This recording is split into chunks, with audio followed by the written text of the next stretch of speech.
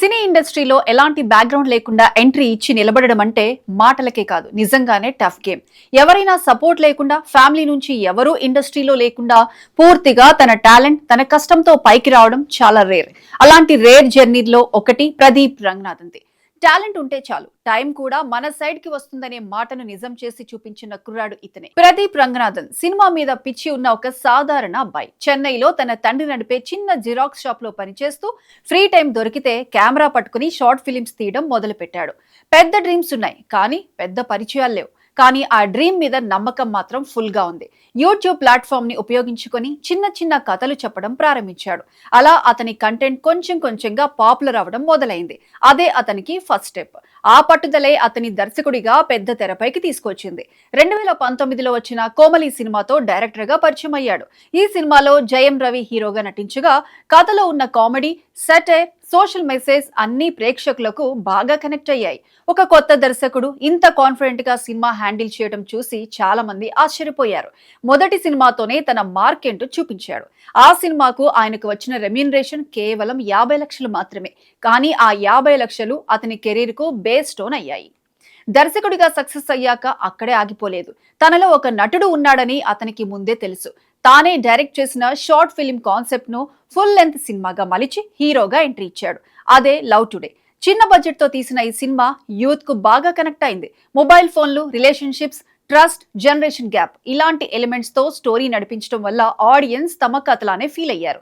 హీరోగా ఫస్ట్ సినిమానే అయినా అతని screen presence, comic timing, natural acting సినిమాను ఇంకో లెవెల్ కు తీసుకువెళ్లాయి. బాక్స్ ఆఫీస్ వద్ద దాదాపు 70 కోట్ల వరకు కలెక్షన్స్ రాబట్టి ట్రేడ్ సర్కిల్స్ కు షాక్ ఇచ్చింది.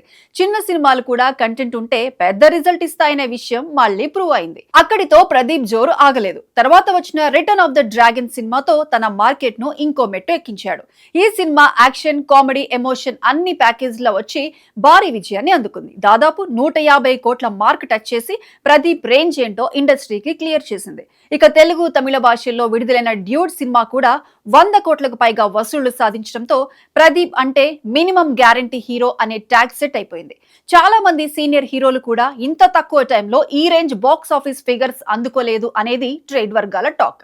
రెమ్యూనరేషన్ విషయానికి వస్తే ఇది అసలు సినిమా కంటే పెద్ద స్టోరీలా ఉంటుంది. కోమలికి 50 లక్షలు తీసుకున్న కుర్రాడు కొన్ని సంవత్సరాల్లోనే 10 కోట్ల మార్క్ దాటేశాడు. డ్యూడ్ సినిమాకి అతని పారితోషికం 10 కోట్లకు పైగానే వెళ్ళింది. ఇప్పుడు అతని డేట్స్ కోసం బడా బ్యానర్లు క్యూ కడుతున్నాయి. ఏకంగా 25 కోట్ల వరకు ఇవ్వడానికి రెడీగా ఉన్నారట. 7 సంవత్సరాల ప్రయాణంలో 50 లక్షల నుంచి 25 కోట్లకు చేరడం అంటే ఇది నిజంగానే మైండ్ బ్లోయింగ్ గ్రోత్.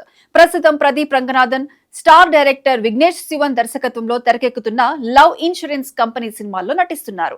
ఇందులో ఆయనకు జోడీగా కీర్తి శెట్టి కనిపించనుండగా వర్సటైల్ యాక్టర్ ఎస్జే సూర్య ఒక కీలక పాత్రలో నటిస్తున్నారు. ఈ సినిమా భారీ స్థాయిలో రిలీజ్ చేయడానికి ప్లాన్ చేస్తున్నారు. ఇప్పటికే ఈ ప్రాజెక్ట్ పై మంచి బజ్ ఉంది. యూత్, ఫ్యామిలీ ఆడియన్స్ రెండింటినీ టార్గెట్ చేస్తూ స్టోరీ రెడీ చేస్తున్నారని ఇండస్ట్రీలో టాక్.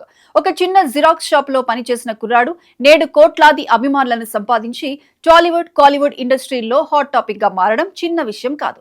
ప్రస్తుతం ప్రదీప్ రంగనాథన్ జర్నీ అదే. బ్యాక్గ్రౌండ్ లేకపోయినా బ్యాక్ బోన్ ఉంటే చాలు అన్నట్లుగా టాలెంట్, కష్టపడే నైజం, టైం ను సరిగా ఉపయోగించుకోవడం ఉంటే ఎవరైనా స్టార్ అవ్వచ్చనేది ప్రదీప్ రంగనాథన్ చూస్తే అర్థమవుతుంది. ఇక రాబోయే రోజుల్లో బాక్స్ ఆఫీస్ వద్ద ప్రదీప్ ఇంకా ఎన్ని రికార్డులు బద్దలు కొడతాడో, ఇంకెన్ని వండర్స్ క్రియేట్ చేస్తాడో చూడాలి.